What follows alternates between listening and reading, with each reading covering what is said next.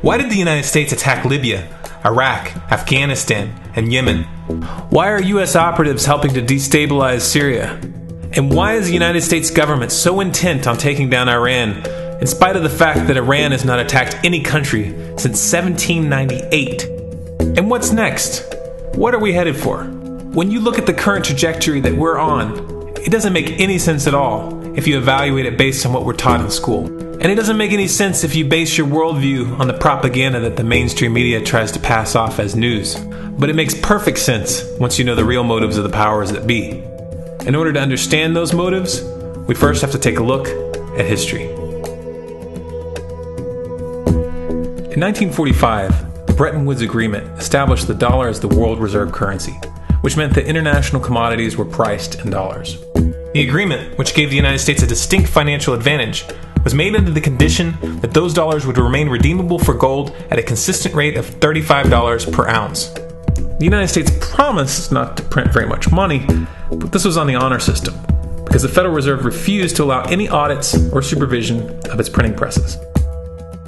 In the years leading up to 1970, expenditures in the Vietnam War made it clear to many countries that the U.S. was printing far more money than it had in gold. And in response, they began to ask for their gold back. This, of course, set off a rapid decline in the value of the dollar. The situation climaxed in 1971 when France attempted to withdraw its gold and Nixon refused. On August 15th, he made the following announcement. I have directed the Secretary of the Treasury to take the action necessary to defend the dollar against the speculators. I have directed Secretary Connally to suspend temporarily the convertibility of the dollar into gold or other reserve assets, except in amounts and conditions determined to be in the interest of monetary stability and in the best interest of the United States. This was obviously not a temporary suspension, as he claimed, but rather a permanent default. And for the rest of the world who had entrusted the United States with their gold, it was outright theft. In 1973, President Nixon asked King Faisal of Saudi Arabia to accept only U.S. dollars as payment for oil and to invest any excess profits in U.S. Treasury bonds, notes, and bills.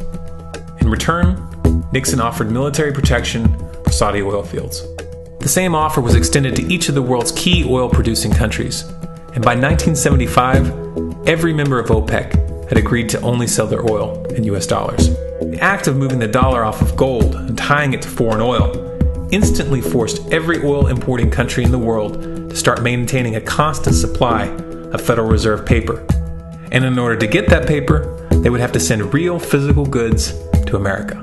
This was the birth of the petrodollar. Paper went out, everything America needed came in, and the United States got very, very rich as a result. It was the largest financial con in recorded history.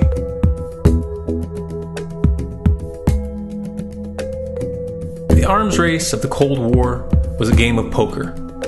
Military expenditures were the chips, and the US had an endless supply of chips. With the petrodollar under its belt, it was able to raise the stakes higher and higher, outspending every other country on the planet, until eventually US military expenditures surpassed that of all other nations in the world combined. The Soviet Union never had a chance. The collapse of the communist bloc in 1991 removed the last counterbalance to American military might. The United States was now an undisputed superpower with no rival. Many hoped that this would mark the beginning of a new era of peace and stability. Unfortunately, there were those in high places who had other ideas.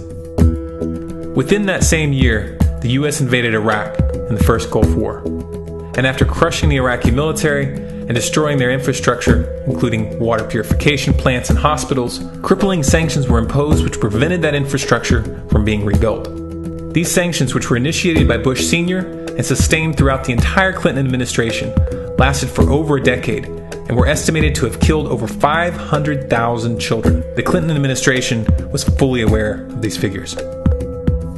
We have heard that 500,000 children have died. I mean, that's more children than died in Hiroshima. And you know, is the price worth it? I think this is a very hard choice, but we think the price is worth it. Miss Albright, what exactly was it that was worth killing 500,000 kids for? In November of 2000, Iraq began selling its oil exclusively in euros. This was a direct attack on the dollar and on U.S. financial dominance, and it wasn't going to be tolerated. In response, the U.S. government, with the assistance of the mainstream media, began to build up a massive propaganda campaign claiming that Iraq had weapons of mass destruction and was planning to use them.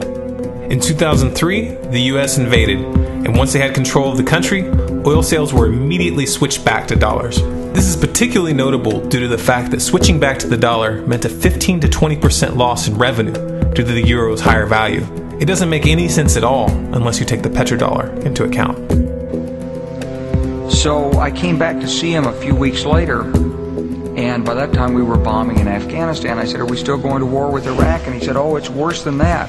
He said, he reached over on his desk, he picked up a piece of paper, he said, I just got this down from upstairs, meaning the Secretary of Defense's office today, and he said, "This is a memo that describes how we're going to take out 7 countries in 5 years, starting with Iraq, and then Syria, Lebanon, Libya, Somalia, Sudan, and finishing off Iran.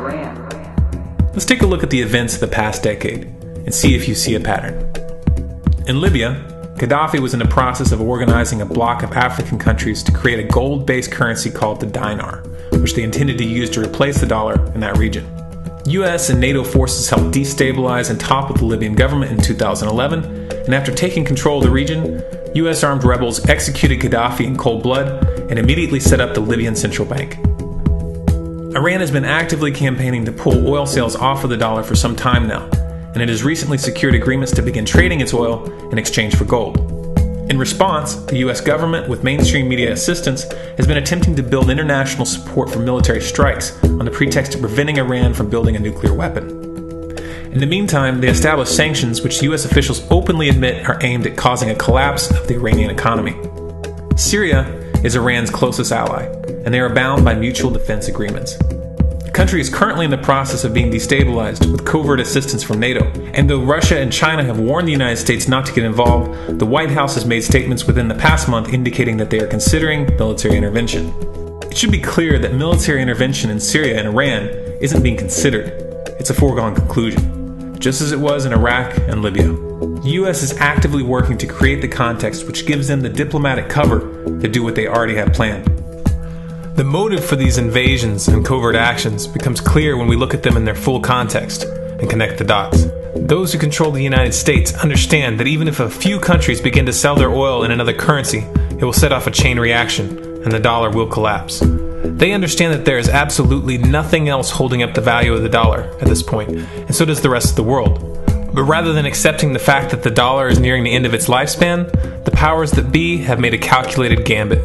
They have decided to use the brute force of the US military to crush each and every resistant state in the Middle East and Africa. That in itself would be bad enough, but what you need to understand is that this is not going to end with Iran.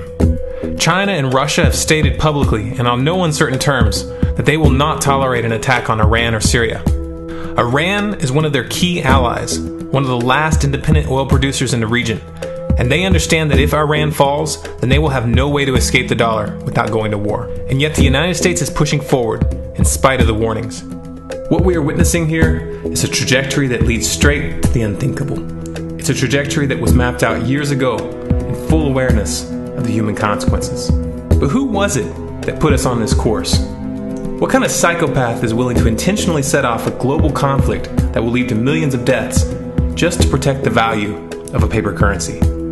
It obviously isn't the president. The decision to invade Libya, Syria, and Iran was made long before Obama had risen to the national spotlight. And yet, he's carrying out his duty just like the puppets that preceded him. So who is it that pulls the strings?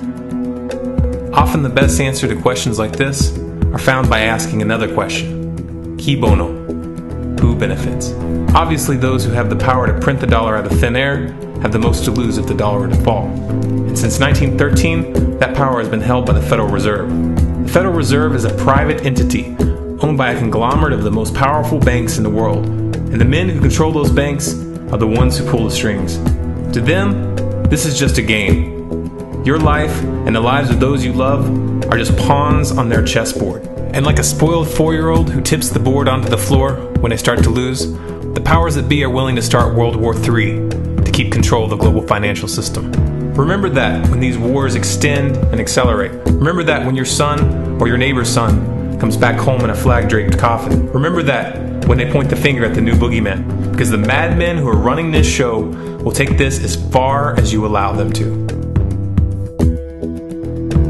So how much time do we have left? It's a question I hear constantly, but it's the wrong question. Asking how much time we have left is a passive posture. It's the attitude of a prisoner who's waiting to be taken out to a ditch and shot in the back of the head. What are our chances? Can we change course? Also the wrong question. The odds don't matter anymore. If you understand what we're facing, then you have a moral responsibility to do everything in your power to alter the course that we're on, regardless of the odds. It's only when you stop basing your involvement on the chances of success that success actually becomes possible. To strip the ill-begotten power from the financial elites and to bring these criminal cartels to justice will require nothing less than a revolution. The government is not going to save us. The government is completely infiltrated and corrupt to the core. Looking to them for a solution at this point is utterly naive. There are 3 stages of revolution, and they are sequential. Stage 1 is already underway. Stage 1 is the ideological resistance. In this stage, we have to actively work to wake up as many people as possible about what is happening and the direction we're headed. All revolutions originate from a shift in the mindset of the population, and no other meaningful resistance is possible without it. Success in this stage of the game can be measured by the contagion of ideas. When an idea reaches critical mass, it begins to spread on its own and seeps into all levels of society. In order to achieve that contagion, we need more people in this fight. We need more people speaking out, making videos, writing articles, getting this information onto the national and international stage. And we especially need to reach the police and the military. Stage 2 is civil disobedience, also known as nonviolent resistance. In this stage, you put your money where your mouth is, or more accurately, you withhold your money and your obedience from the government, and you do everything in your power to bring the gears of the state to a halt. Practiced in mass, this method alone is often enough to bring a regime to its knees. However, if you fail at this stage, Stage 3 is inevitable. Stage 3 is direct physical resistance. Direct physical resistance is the last resort, and it should be avoided and delayed as long as possible, and it should only be invoked after all other options have been thoroughly exhausted.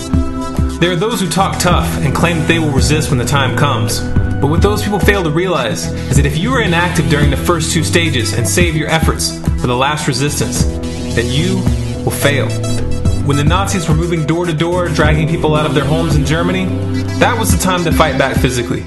But due to the lack of ideological resistance and civil disobedience leading up to that moment, even an armed uprising would have likely failed at that point.